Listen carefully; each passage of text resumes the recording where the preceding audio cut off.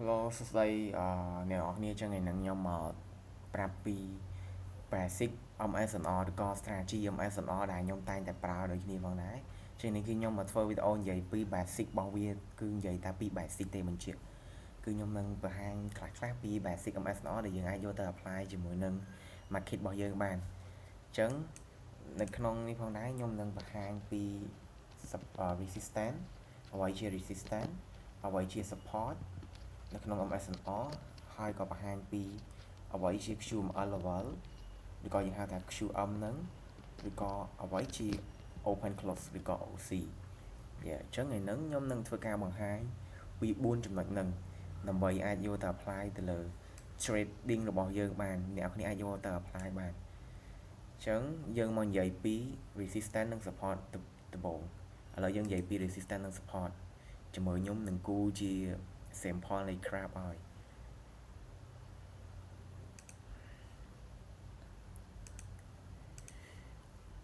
ឥឡូវយើងធ្វើការមកនិយាយពី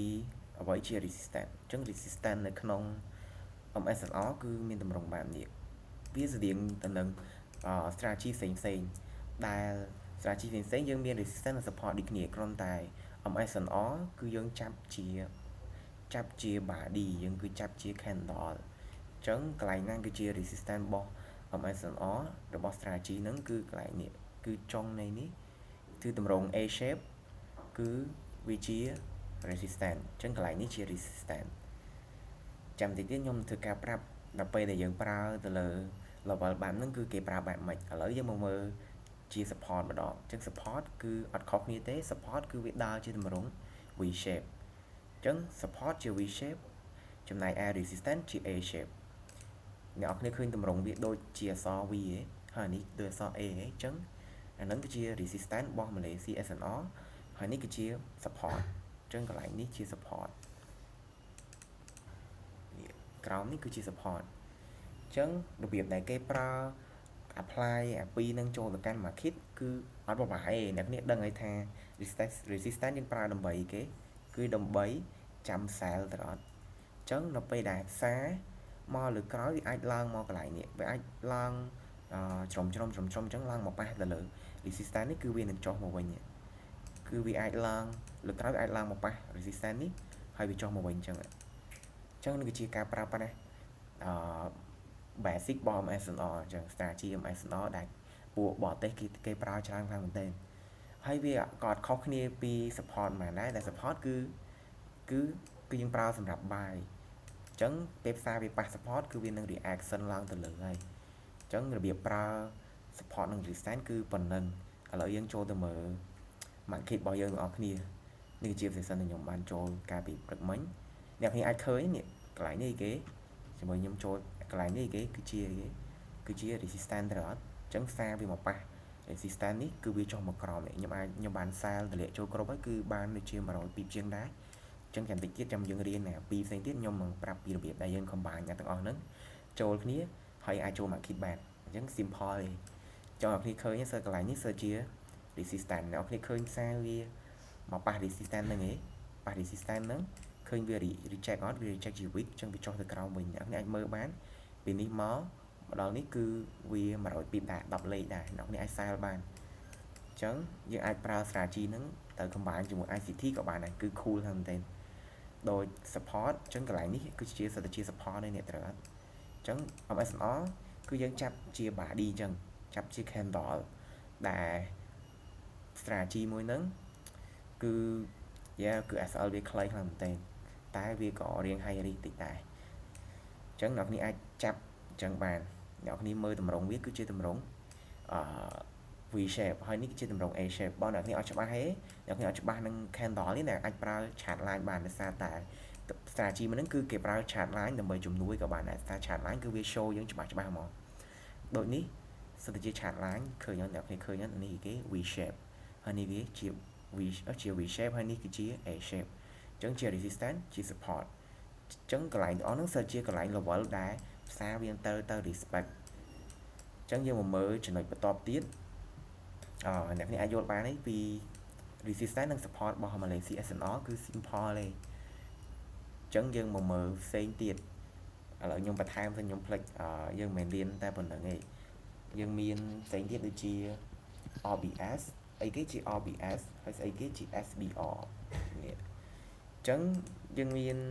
ឥឡូវខ្ញុំ remove ពីរនេះចោលសិនខ្ញុំ remove ពីរនេះចោលសិនហើយយើងចាំតែនិយាយពី OBS និង SBR សារខ្ញុំអត់ត្រឡប់ប្រើមកនៅលើ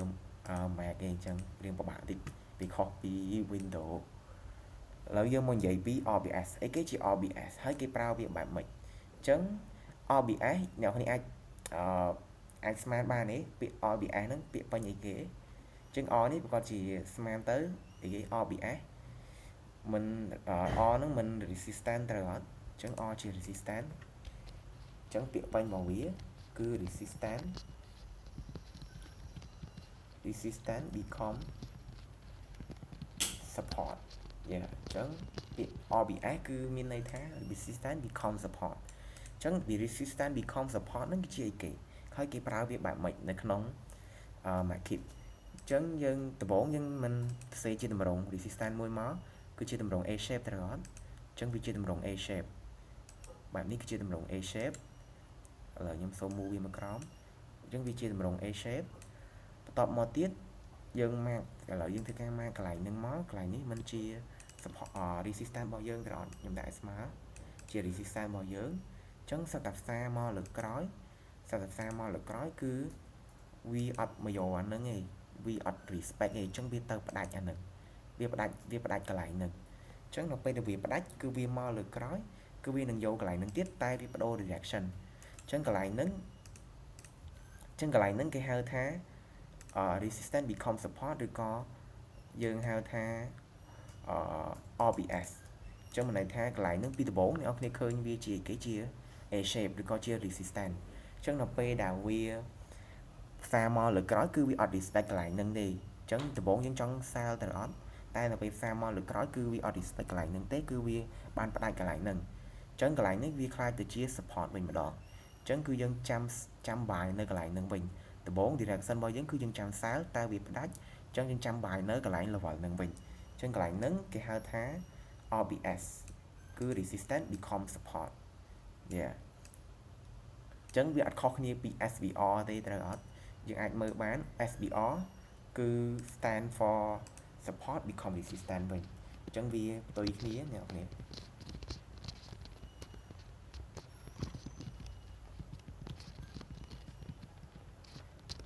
resistant បើ support become resistant វិញអានេះខ្ញុំគ្រាន់តែ share លេងទេសារខ្ញុំតនេហ្នឹងអ្នកនេះអាចប្រើប្រាស់បាននេះយើងនិយាយពី SBR ម្ដងអញ្ចឹង SBR តម្រងវាបែបម៉េចដំបូងឥឡូវយើងគូជា V shape មួយមក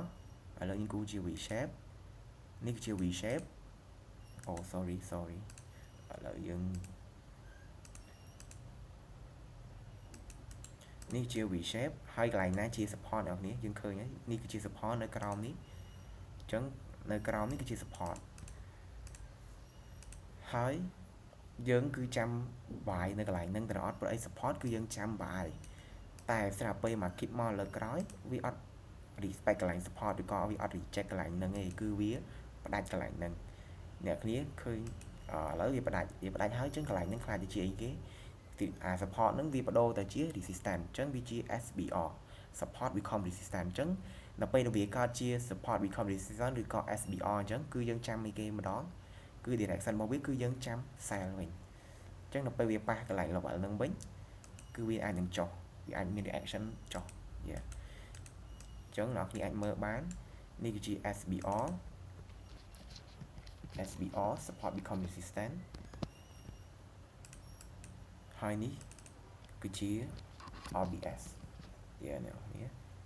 នេះជា SBR និង OBS ដែលយើងអាចប្រើប្រាស់វាបាន apply បាននៅក្នុង market របស់យើងឥឡូវយើងចូលទៅកាន់ market ទាំងអស់គ្នាខ្ញុំធ្វើការដើររោអានឹងឲ្យអ្នកគ្នាមើលតែម្ដងនៅក្នុង market របស់យើងឥឡូវសូម remove mark យើងសិន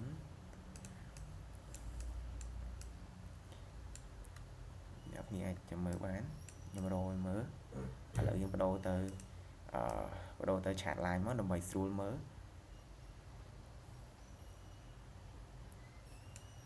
នេះដោយកន្លែងនេះដ ដំបូងអ្នកគ្នាមើលកន្លែងហ្នឹងអញ្ចឹងវាជាគេវាជា OBS ដំបូងវាជាតម្រងអីគេជាតម្រង A shape ទៅអត់គឺយើងធ្វើការចាំ file ទៅអត់វាជា resistant អញ្ចឹងស្រាប់ពេលផ្សាយមកលើក្រោយឃើញវាបុកផ្ដាច់ហ្នឹងអ្នកគ្នាអញ្ចឹងកន្លែងហ្នឹងវាខ្លាចទៅជា support វិញគឺយើងចាំបាយវិញឥឡូវយើងចូលទៅមើលនៅក្នុង candle តើកន្លែងហ្នឹងវាប៉ះឬក៏អត់ខ្ញុំអត់ដឹងដែរសារយើង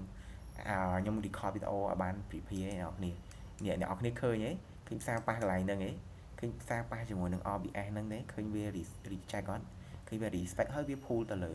ដំបូងយើងមិនចាំ file នៅកន្លែងហ្នឹងត្រូវអត់ឥឡូវយើងមកមើល chat line តើយើងមិនចាំ file នៅកន្លែងហ្នឹងព្រោះវាជា resistance ឬក៏ជា A shape តែស្រាប់ផ្សារវាបុកផ្ដាច់អ្នកគ្នាអញ្ចឹងផ្សារបុកផ្ដាច់គឺវាខ្លាចទៅជា OBS ឬក៏ resistance become support ឥឡូវយើង map វាមក OBS អញ្ចឹងដល់ពេលដែលវាខ្លាចជា OBS តើយើងត្រូវចាំ file ទៀតឬក៏មិនគឺយើងត្រូវចាំបាយវិញដោយសារយើងវាបាន change direction ពី resistance មកជា support វិញហើយអញ្ចឹងគឺយើងចាំបាយនៅកន្លែងហ្នឹងអញ្ចឹងអ្នកនេះអាចធ្វើការបាយពីកន្លែងហ្នឹងបានដោយអ្នកនេះឃើញគឺប៉ះភ្លាមគឺ reject ភ្លាមតែម្ដងគឺ level របស់វាគឺខ្លាំងហើយមែនទេអញ្ចឹងឃើញ SL គឺយើងអាចប្រើលេងតែ2លេខឬក៏3លេខអីឬក៏1លេខក៏បានដែរបើយើងច្បាស់លើ strategy នឹងខ្លាំងអញ្ចឹងវា work full ខ្លាំងមែនទេអញ្ចឹងអ្នកនេះអាច TP បានច្រើនលេខខ្លាំងមែនទេវា respect អានេះ23ឡើងមកដល់56អញ្ចឹងវា30លេខដែរ300ពីដែរអ្នកនេះអាចឃើញពី strategy នឹងបានអត់អញ្ចឹងគឺអាចប្រើវា combine ជាមួយ ICT ក៏បានឬក៏យើងប្រើតែវាក៏បានដែរគាត់ថាយើងត្រូវមានពេល research ឬក៏ back test លើវាបានច្រើនជាងហ្នឹងទៅយើងអាចប្រើប្រាស់វាបានភាសាខ្ញុំយល់អារម្មណ៍ព្រោះអីពេលខ្លះនៅក្នុង strategy មួយហ្នឹងគឺវាមាន level ច្រើនខ្លាំងមែនទេដែលនៅចិត្តគ្នាអញ្ចឹងតើយើងឧស្សាហ៍ back test ឬក៏យើងរៀនវាបន្ថែមទៀតទៅអាចយើងដឹងបានយើងយកវាទៅ apply ទៅកាន់តែងាយស្រួលសម្រាប់យើងឃើញហើយនេះគឺជា OBS ឥឡូវយើងទៅរកមើលជាមួយនឹង SBR ម្ដងឥឡូវយើងរកមើល SBR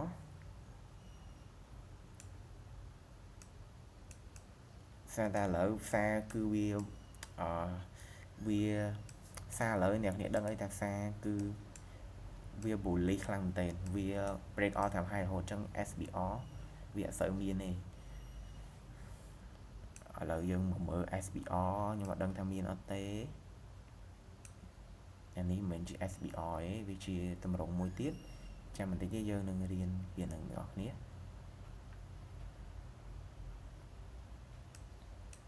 អូនិយាយចឹងអានឹងជា sorry អ្នកនាងខ្ញុំច្រឡំនេះគឺជា SBR ដូចគ្នាតែដំបូងវាបង្កើតជា V shape ត្រូវអត់បន្តមកទៀតវាបង្កើតជា V shape ហើយផ្សារចុះមកគឺផ្ដាច់កន្លែងហ្នឹងគឺផ្សារចុះមកវាផ្ដាច់កន្លែងហ្នឹងខ្ញុំច្រឡំជាមួយនឹង QML អញ្ចឹងវាជា V shape នេះវាជា V shape ដែលដំបូងកន្លែងហ្នឹងវាជាគេវាជា support ត្រូវអត់តែស្រាប់តែផ្សារមកវាបុកមកវាចុះផ្ដាច់កន្លែងហ្នឹងវាចុះផ្ដាច់កន្លែងហ្នឹងអញ្ចឹងកន្លែងហ្នឹងបដូរទៅជាអីគេបដូរទៅជា support វិញ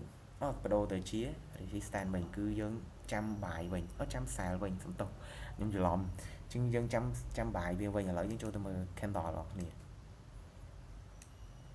នេះអ្នកគ្នាអាចឃើញបាន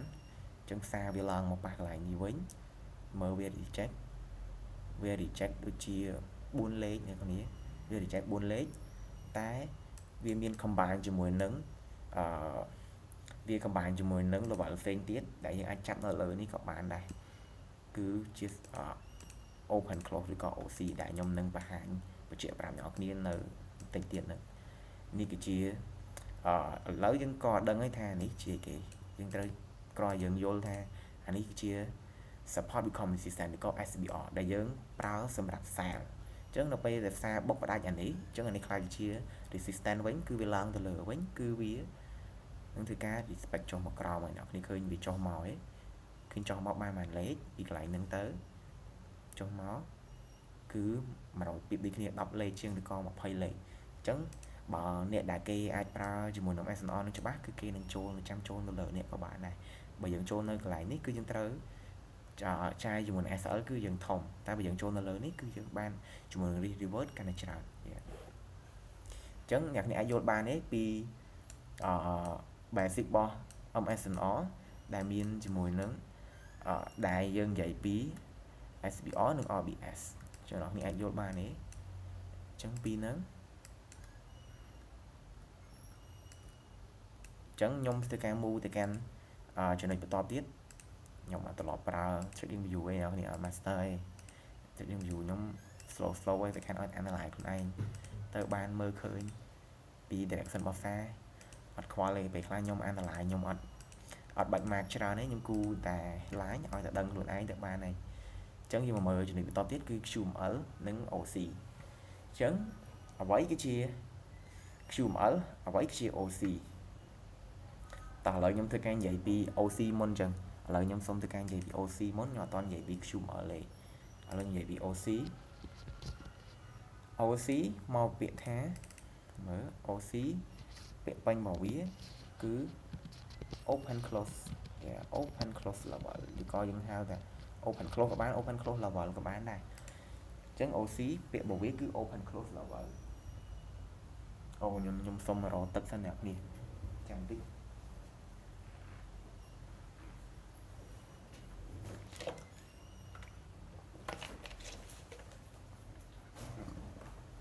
ចឹង OC open close level ចឹងគេប្រើ OC នឹងដើម្បីអីចឹង OC គឺយើងអាចប្រើបានទាំង buy ទាំង sell ចឹងដើម្បីដឹងថាពេលណា OC buy ពេលណា OC sell តើគេមើលបែបណាចាំតិចទៀតខ្ញុំនឹងធ្វើការទៅមើលនៅក្នុង chart អនឡាញគ្នាអញ្ចឹងពាក្យថា open close គឺជា level បែបណាឥឡូវខ្ញុំធ្វើការគូជាទម្រង់ candle អ្នកគ្នាមើលបានយើងគូជាទម្រង់ candle ឬក៏យើងទៅគូជាទម្រង់ candle ខ្ញុំគូជាទម្រង់ candle អ្នកគ្នាមើលអូយខ្ញុំផ្លេចភ្លាមច្រើនហើយខ្ញុំរកតែទាំងកលចង់ឃើញនេះឥឡូវយើងគូជាទម្រង់ candle អានេះឧទាហរណ៍អញ្ចឹងចុះជា candle មួយឥឡូវជា candle ឥឡូវជាវាជា candle អានេះជា candle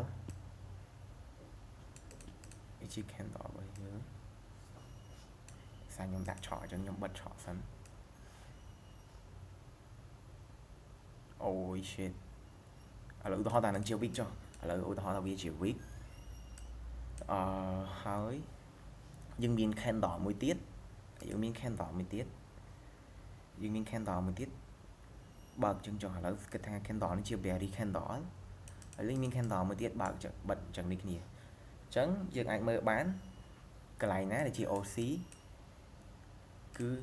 កន្លែងចំណុចនេះគឺជា OC អ្នកនរគឺជា OC ឬក៏យើងហៅថា open close level យ៉ាងនេះឃើញអានេះវា close ទេអានេះវា close ទេហើយឃើញអានេះ open ទេអញ្ចឹងមានថា candle bearish មួយហ្នឹងគឺវាមាន open close ឬក៏ OC level អញ្ចឹងគេប្រើ OC នឹងបែបណាគឺនៅពេលដែលផ្សារវាឡើងមកប៉ះជាមួយនឹង OC នឹងវិញគឺវានឹងចោះវានឹង reaction ចោះអ្នកនរតន់ខ្ញុំនិយាយទេអញ្ចឹងសារនៅពេលវានៅពេលដែលផ្សារវាឡើងប៉ះជាមួយនឹង OC នឹងវិញនេះប៉ះជាមួយនឹង OC នឹងវិញវានឹងមាន reaction ចុះហ្នឹងគឺជា OC ដែលយើងប្រើជា resistance ដោយសារតែយើងឃើញជាមួយនឹងវាជា bearish candle OC យើងឃើញជាមួយនឹង bearish candle OC អញ្ចឹងគឺយើងរក direction ទៅលើការ sell អ្នកគ្នាតើអត់អញ្ចឹងវាផ្ទុយគ្នាពី OC ដែលយើង buy គឺវាអត់ខុសគ្នាប៉ុន្មានទេនឹងជា basic OC ជាមើល OC ដែលយើង buy ខ្ញុំឧទាហរណ៍ដូចគ្នាអញ្ចឹងចុះ OC ដែលយើង buy យើងមានជា bullish candle ហើយខ្ញុំឧទាហរណ៍អានេះជា bullish អានេះជា bearish ពណ៌ដូចគ្នាខ្ញុំអត់បាននេះមួយវាទេអញ្ចឹងអានេះជា bullish candle អ្នកគ្នាឃើញទេនេះឧទាហរណ៍ថានេះជា bullish candle អញ្ចឹងនៅពេលដែលផ្សារមកលើក្រោយនេះមិនជា OC ទេអត់អញ្ចឹងគឺរឿងរក confirm sell ទៅអានេះទៀតទេគឺអត់ទេគឺយើងចាំ buy វិញយើងចាំរក confirm buy នៅកន្លែង OC ហ្នឹងអញ្ចឹងនៅពេលដែលផ្សារមកលើក្រោយវាមកប៉ះកន្លែងហ្នឹងគឺយើងរក confirm ដើម្បីធ្វើការ buy វានឹងមាន reaction respect ខាងលើអ្នកនរគ្នាអាចតនបានទេអាហ្នឹងជា OC ហើយក៏យើងអាចប្រើ OC ហ្នឹងជាមួយនឹងOC ដែលវា become ទៅជា support OC ដែលវា become resistance ណាមានន័យថា OC ហ្នឹងដំបូងយើងចាំ buy តែស្រាប់ពេលផ្សារវាបុកផ្ដាច់គឺយើងចាំផ្សារវិញអ្នកគ្នាអត់ទាន់អត់ឬក៏ OC មួយដែលយើងចាំផ្សារតែវាបដូរ direction គឺយើងយកកន្លែងហ្នឹងទៅជាកន្លែងបាយវិញជាងមានវិធីមើលរបស់វាជាមួយខ្ញុំធ្វើការបង្ហាញអ្នកគ្នានៅក្នុង chat ផ្ទាល់តែម្ដងគឺ OC open close level ខ្ញុំនឹងធ្វើការចូលទៅកាន់កន្លែងដែលខ្ញុំចូលព្រឹកមិញឲ្យអ្នកគ្នាមើលបន្ទាប់ពីយើងរៀន4នឹងសារកន្លែងហ្នឹងគឺខ្ញុំប្រើ combine ចូលគ្នារវាង strategy ទាំងអស់ហ្នឹងរវាង A4 ហ្នឹងខ្ញុំមិនមែន combine ទាំងអស់ទេក៏ខ្ញុំប្រើវាcombine គ្នាខ្លះៗឥឡូវយើងមកមើលយើងរក OC ទាំងអស់គ្នាដែលវា respect ឥឡូវយើងធ្វើការចូលមករកមើល OC មកឥឡូវអ្នកនរគ្នាឃើញទេចាំមើលខ្ញុំឲ្យមើលមួយនេះចំណុចនេះមិនជា OC អ្នកនរគ្នាត្រូវអត់ open close level អ្នកគ្នានេះកន្លែងនេះមិនជា OC ឬក៏ open close level របស់យើងឥឡូវខ្ញុំដាក់ឆក់សិននេះមិនជា open close level របស់យើងអ្នកគ្នាយើងអាចមកកន្លែងហ្នឹងថាជា OC ឬក៏ open close វាជា open close អញ្ចឹងវាជា bullish candle ត្រូវអត់វាជា bullish candle អញ្ចឹង OC កន្លែងហ្នឹងគឺយើងប្រើដើម្បីអីគេគឺយើងដើម្បីរក confirm ទៅលើការ buy អ្នកគេឃើញពេលផ្សារវាចុះមកប៉ះកន្លែងហ្នឹងឃើញប៉ះ OC ហ្នឹងឃើញវា reject ហើយវាឡើងទៅលើវិញអញ្ចឹងបើអ្នកនរគ្នាបាន buy វាកន្លែងហ្នឹងគឺវា the best ខ្លាំងមែនគឺវាឡើងមករហូតបណ្ដោយអញ្ចឹងអ្នកនរគ្នាអត់ដឹងណាគេបាន buy ខ្លះឬក៏អ្នកខ្លះ buy អីតែហ៊ាន hold អីដល់លើអញ្ចឹងខ្សែវានៅ all time high ដែរពេលហ្នឹងអញ្ចឹងឃើញអាហ្នឹងវាជា OC វា respect អញ្ចឹងអ្នកនេះអាចយល់បានទេអញ្ចឹងខ្ញុំអត់បាច់ទៅរក OC sell ឲ្យបានអត់ដោយសារតែ market ឥឡូវវាសបោតែ market ដែរវាសបោតែ market ដែរវានេះពេកវាសបោតែ market ដែរ bullish ពេកអញ្ចឹងវាឡើងរហូតលើ goal វាឡើងសបោឡើងមួយទៀតអ្នកខ្ញុំសូមបញ្ជាក់ថានៅក្នុង Malaysia SNR strategy មួយហ្នឹងគឺភាគច្រើនគេមើលទៅលើ time frame 1ម៉ោង4ម៉ោង daily weekly និង monthly យើងមើលទាំងអស់និយាយទៅ time frame ធំហើយ time frame ចាប់ពី1ម៉ោងទៅគឺយើងប្រើ strategy ហ្នឹងទៅលើ high time frame អញ្ចឹងចំពោះ time frame នៅក្នុង strategy ខ្ញុំអត់បានបង្ហាញអ្នកនេះពីដើមអញ្ចឹងខ្ញុំមកប្រាប់ទៅហើយអញ្ចឹងចំពោះ time frame របស់ strategy ហ្នឹងគឺយើងប្រើ 1h8 និយាយទៅយើងប្រើ1ម៉ោងឡើងលើ4ម៉ោងឬក៏មើល daily weekly អញ្ចឹងទៅអញ្ចឹង strategy ហ្នឹងគឺគេមើលកន្លែងនឹង level របស់វាសុំជាតែខ្ញុំឃើញអ្នកខ្លះគេប្រើ strategy ហ្នឹងយើងមើលនៅ lower time frame បានដូចគ្នាគ្រាន់តែចំពោះ basic របស់វាឬក៏ដើមរបស់វាហ្មងគឺគេមើលតែ time frame ធំឯងគឺវា risk របស់វាគឺតិចជាងបើយើងមើល low time frame ពេលខ្លះគឺវាអត់ respect ទេវាអត់សូវ respect ទេតែបើ high time frame គឺវា respect support ច្រឡំ level ហ្នឹងគឺវា respect ច្រើនឬក៏ reject ច្រើនបន្ទាប់ពីយើងធ្វើការមើលនៅលើ time frame ធំទាំងអស់ហ្នឹងហើយគឺយើងអាចចូលបាននៅគឺយើងអាចចូលបានអ្នកគ្នាប៉ុន្តែដើម្បីឲ្យដឹងថានឹងជា strong ឬមិន strong គឺយើងធ្វើបានណាគឺយើងអាចចូលទៅកាន់ low time frame ដើម្បីរក confirm បានដូចគ្នាត្រូវអត់ជាងអាចចូលទៅកាន់ low time frame ផ្សេងៗដើម្បី confirm ដូច ICT យើងអញ្ចឹងគឺយើងអត់អាចចូលភ្លាមទេគឺយើងត្រូវការរងចាំ confirm នៅកាន់ low time frame អញ្ចឹង Malaysia SNR នេះក៏វាដូចគ្នាដែរគឺ time frame ធំទាំងអស់ហ្នឹងគឺយើងប្រើដើម្បី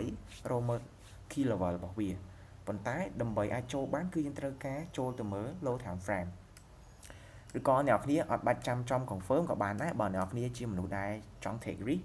គឺនៅពេលដែលវាប៉ះភ្លាមគឺយើងចូលភ្លាមបានអ្នកគ្នាឃើញទេគឺប៉ះភ្លាមយើងចូលបានឃើញទេសើប៉ះទៅយើងចូលឃើញ reject អត់ដល់3 30ពីណាអ្នកអត់ដល់3លេខណា strategy ហ្នឹងគឺ SL វាខ្លីៗខ្លាំងមែនទែនប៉ុន្តែ risk វាក៏ច្រើនដូចគ្នាដែរបើ ICT របស់យើងគឺ medium risk អញ្ចឹងអ្នកនេះតន់បាននៅពី RS RBS SBR OC ហើយខ្ញុំនឹងនិយាយពី QML អ្វីជា QML អ្នកនេះដែលឮគេនិយាយពី chart pattern នេះគេនិយាយពី head and shoulder ឯងអ្នកខ្លះធ្លាប់ឮពី head and shoulder ឯងអញ្ចឹង head and shoulder ឬ QML ហ្នឹងវាមិនឥឡូវខ្ញុំឧទាហរណ៍អញ្ចឹងសារវាឡើងមកវាបង្កើតជា A shape អីត្រូវអត់ចឹងស្រាប់ពេលវាមកលើក្រោយស្រាប់ពេលវាមកលើក្រោយវាផ្ដាច់អានឹងហើយវាចុះមកវាផ្ដាច់អានឹងទៀតអ្នកគ្នាតនេះឥឡូវខ្ញុំឲ្យមើលប៉ុណ្ណឹងសិនឥឡូវខ្ញុំមកម៉ាកមួយនេះគឺជាគេអ្នកគ្នានេះគឺជាគេនេះអានេះគឺជាគេអ្នកគ្នាដបងសារដបងវាមិនជា resistance ត្រូវអត់វាជា R ហើយបន្តមកទៀតសារវិធីការបុកផ្ដាច់ R ហ្នឹងដបងយើងមិនចាំសារត្រូវអត់ហើយសារត្រូវយើងចាំសារអ្នកគ្នាត្រូវអត់អញ្ចឹងសារវាបុកផ្ដាច់កន្លែងហ្នឹងអញ្ចឹងវាខ្លាចទៅជាគេវាខ្លាចទៅជា RBS វិញឥឡូវខ្ញុំទៅការសេមួយអ្នកគ្នាតាមតអត់អញ្ចឹងវាជា RBS ហើយអ្នកដឹងហើយថា RBS គឺយើងប្រើដើម្បីគេគឺយើងដើម្បីបាយវិញដោយសារវា become ជា support ត្រាសារពេលផ្សាយមកលើក្រោយគឺវាបុកផ្ដាច់RBS នឹងទៀតអញ្ចឹងដល់ពេលដែលវាបុកផ្ដាច់ RBS នឹងហើយ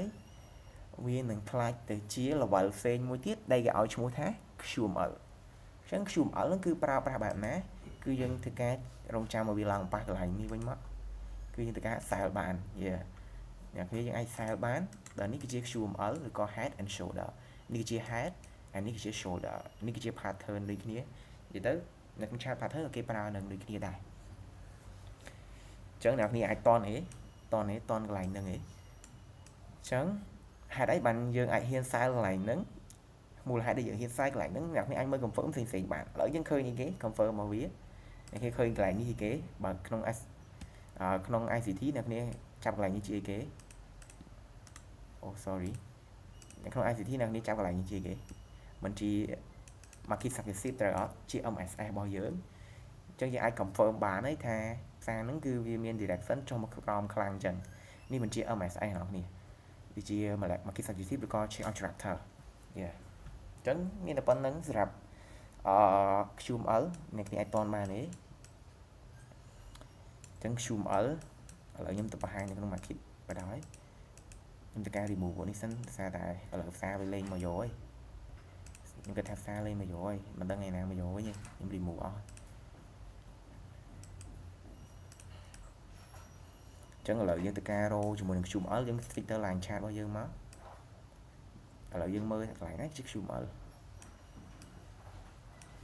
ក៏វាមាន QML buy ឬក៏ QML sell ដូចគ្នាដែរឥឡូវខ្ញុំរក QML នៅទីណា QML អ្នកឃើញ QML នេះគឺវាអត់ respect ទេដោយសារតែ market គឺវា strong bullish ខ្លាំងតែអូយ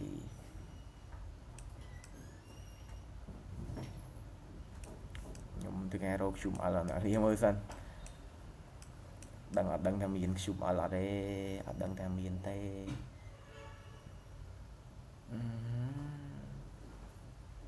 យើងទៅការរកមើល QML អត់គ្នាឥ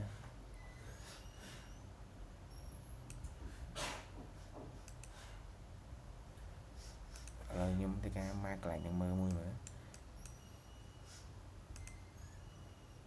កន្លែងនេះវាជាV shape វាក៏ជា support ដែលយើងចាំបាយតមកទៀតវាចុះមកវាផ្ដាច់វាខ្លាចជា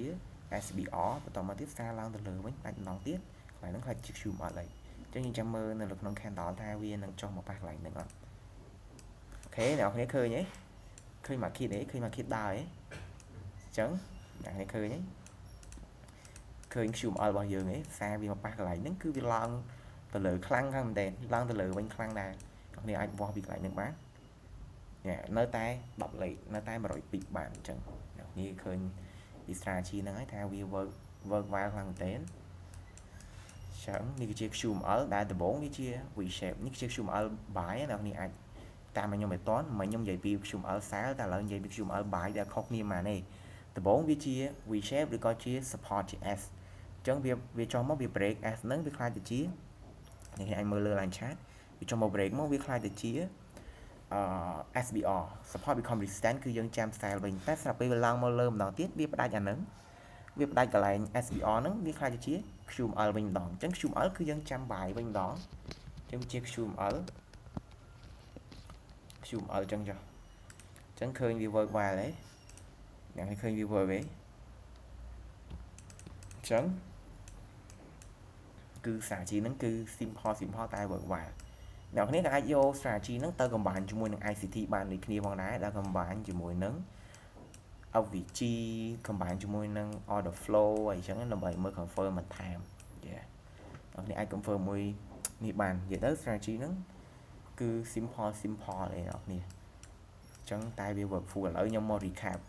ឥឡូវខ្ញុំ recap ចាក់និយាយថា recap ចឹងចុះខ្ញុំ recap ជាមួយនឹងខ្ញុំ recap ជាមួយនឹង position ដែលខ្ញុំបានចូលព្រឹកមិញតើខ្ញុំមើលវាបែបណាដំបូងអ្នកនេះឃើញទេដំបូងខ្ញុំចាប់អីគេខ្ញុំមិនចាប់កន្លែងនេះជា or ត្រូវអត់ឥឡូវខ្ញុំសេពាក្យបាញ់ខ្ញុំដាក់ជា level ដោយសារតែនៅក្នុងហ្នឹងវាមិនមានតែ or ទេខ្ញុំជួយចិត្តនិយាយថាជា level ឬក៏មិនឥឡូវខ្ញុំធ្វើ say E shape A shape ក៏បានយើងហៅ A shape ក៏បានយើងហៅ or ក៏បានយើងហៅអីក៏បានដែរឲ្យងាយយល់ខ្លួនឯងឥឡូវជា resistance ត្រង់គឺយើងចាំ cell នៅកន្លែងហ្នឹងឥឡូវយើងចាំ cell នៅកន្លែងហ្នឹងបន្ទាប់ពីយើងចាំ cell កន្លែងហ្នឹងខ្ញុំទៅការចូលទៅកាន់ lower time frame ដោយសារតែខ្ញុំចង់រកមើល confirm បន្ថែមទៀតថាកន្លែងហ្នឹងអាច cell បានអត់ព្រោះអីផ្សារវា bullish អញ្ចឹងខ្ញុំត្រូវការរកមើល confirm ថាកន្លែងនេះអាច cell បានអត់សារ flow ធំរបស់វាគឺ យើងឃើញគឺ bullish flow អញ្ចឹងវាឡើងអញ្ចឹងខ្ញុំរកមើល confirm ដើម្បី sell អញ្ចឹងខ្ញុំត្រូវការចូលទៅកាន់ lower time frame អ្នកនេះឃើញហីនៅកន្លែងនេះមានអីគេទៀតមានជា open close level ត្រង់វាជា open close level ដែល open close level ហ្នឹងឥឡូវដល់ចំណុចដែលខ្ញុំចង់និយាយថា open close level គឺយើងវាប្រើដូចជានឹង RBS ឬ SBR ដែល open close ហ្នឹងវាជា open close bullish ត្រង់អ្នកនាងមើលដំបូងវាមាន bullish 2 candle ដែលបង្កើតជា open close ឬក៏ OC level ហ្នឹងគឺយើងមិនចាំបាយត្រង់តែស្រាប់ពេលនេះមកផ្សារវាចុះមកវាផ្ដាច់ open close ហ្នឹងអញ្ចឹង open close ហ្នឹងវាខ្លាចទៅជានិយាយវិញគឺ open close ហ្នឹងវាខ្លាចទៅជាកន្លែងដែលយើងចាំ sell វិញអូខេតនខ្ញុំនិយាយបានទេដំបូងវាជា open close level ដែលយើងចាំបាយតែផ្សារចុះមកវាផ្ដាច់កន្លែងហ្នឹងវាខ្លាចទៅជា open close ដែលយើងចាំ sell វិញឬក៏ open close ដែលវា break វា become ទៅជា resistance វិញដំបូងវាជា support វាជា support អញ្ចឹងវា become ជា resistance វិញគឺវាបានបកផ្ដាច់ដោយ candle bearish មួយនេះខ្លាំងមែនទេអញ្ចឹងបើអ្នកខ្លះគេប្រើមកទៀតគឺគេ confirm ដែលខ្ញុំប្រើព្រឹកមិញគឺខ្ញុំមើលទៅលើហ្នឹងដំបូងគឺខ្ញុំចាប់នៅ low នៅ high time frame គឺខ្ញុំឃើញ resistance មួយបោះ1ម៉ោង time frame 1ម៉ោងអញ្ចឹងបន្តមកទៀតខ្ញុំឃើញប៉ុណ្ណឹងហើយខ្ញុំអត់នេះទេគឺខ្ញុំធ្វើការចូលមកកាន់lower time frame ដើម្បីមើល confirm បន្ថែមទៀតគឺខ្ញុំឃើញជាមួយនឹង open close ដែលវាឲ្យ confirm របស់យើងថាយើងអាច sell បានចង់នេះឃើញខ្ញុំបង្ហាញហើយក៏ខ្ញុំបានមើលដែរថានេះគឺជាអីគេនេះគឺជា engulfing និយាយទៅ engulfing ហ្នឹងក៏យើងអាចប្រើមក confirm ជាមួយនឹង MSR បានដែរអ្នកគ្នាវាជា engulfing មួយដែល strong ខ្លាំងមែនទែន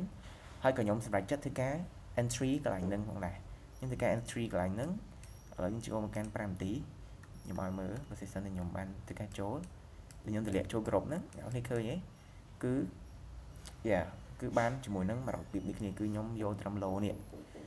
ហើយមួយហេតុដែលខ្ញុំហ៊ានសាលដោយសារតែខ្ញុំឃើញថាផ្សារមុននឹងវាឡើងទៅលើនៅលើហ្នឹងវាមានជាមួយនឹង level ដែលយើងអាចសាលបានហើយខ្ញុំគិតថាផ្សារគឺវានឹងត្រូវតែមកយកជាមួយនឹង level មួយទៀតនៅក្រោមហ្នឹងឬក៏នៅក្រោមនេះដើម្បីអាចឡើងបន្តលំហូរវាឡើងទៅលើបានទៀតអញ្ចឹងខ្ញុំគិតថាអាច sell បានពីកន្លែងហ្នឹងមកកាន់ level មួយទៀតគឺអ្នកនរឃើញខ្ញុំចូលបាន2 position ទេក៏ពិតព្រឹកមិញខ្ញុំចង់ hold ដល់លើនេះដែរតែខ្ញុំកាត់នៅម្ដុំនេះខ្ញុំកាត់នៅកន្លែងនេះសារតែខ្ញុំលេងជាមួយនឹង instant fund គឺមាន profit consistency អញ្ចឹងអ្នកនរអាចមើលបានគឺមកប៉ះជាមួយនឹង VG គឺយើងអាចបាយវិញបានគឺយើងអាចប្រើ cool ខ្លាំងមែនទែនជាមួយនឹង strategy 2ដែលយើង combine គ្នាយើងឃើញ cool ទេហើយកន្លែងនេះឥឡូវយើងមកមើលកន្លែងនេះម្ដងឥឡូវយើងមកមើល1ម៉ោងនេះឃើញនឹងជាគេយើងមកមើល1ម៉ោងឃើញកន្លែងនេះជាគេឥឡូវមើល line chart នេះមើលប៉ុណ្ណឹងអត់ដឹងអានេះមិនជា resistance សាវា break វាខ្លាចទៅជាគេមិនខ្លាចជា support វិញមិនជា RBS ត្រូវអត់វាមិនខ្លាចជា RBS គឺយើងអាចបាយវាកន្លែងហ្នឹងថែមបតង់ទៀតបានយើងមើល lower time frame អ្នកនេះឃើញអត់ឃើញវា reject កន្លែងហ្នឹងឯងគឺវា break ឯងដំបូងវា break ហើយអាហ្នឹងវាខ្លាចទៅជា RBS គឺយើងអាចបាយវាកន្លែងហ្នឹងបានថែមបតង់ទៀតឃើញទេអ្នកនេះឃើញពី power របស់ strategy ហ្នឹងឯងយើងអាចមើលបាន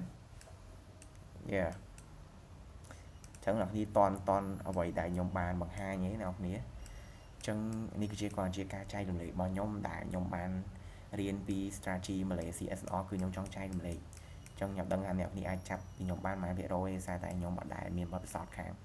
ធ្វើវីដេអូបរិញ្ញាអីចឹងទេចឹងអ្នកនេះសង្ឃឹមថាអ្នកនេះអាចចាប់បាននិងអាចយកទៅ apply ទៅកាន់ market បានចឹង take your own risk ពីខ្ញុំទៅគឺមានតែប៉ុណ្្នឹងអ្នកនេះជម្រាបលាបាយបាយអរគុណ